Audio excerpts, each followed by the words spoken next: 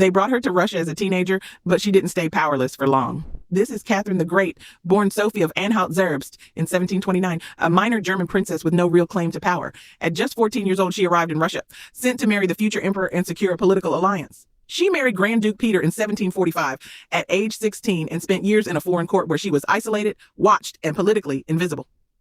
In 1762, Peter became Emperor Peter III, but he quickly alienated the Russian nobles and military with unpopular reforms and erratic leadership. Behind the scenes, Catherine had already spent years building trust and alliances within the Russian elite, especially the Imperial Guard. When tension peaked, she was declared empress by her supporters in a coup that faced little resistance. Peter was forced to abdicate and died shortly after under disputed circumstances.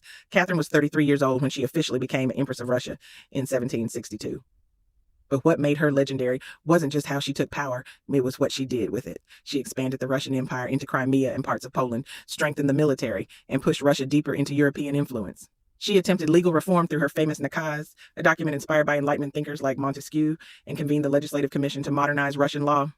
She founded schools for women like the Smolny Institute, supported arts and science, and encouraged Western education in Russia. But no one talks enough about this. Under her rule, serfdom actually expanded. Millions of peasants were tied more tightly to landowners, and rebellions were brutally crushed, including the Pugachev uprising. So, yes, she modernized an empire, but she also reinforced one of its harshest systems. Catherine the Great was not just a ruler. She was a strategist, a reformer, and a controversial icon of power. And her legacy still divides historians today.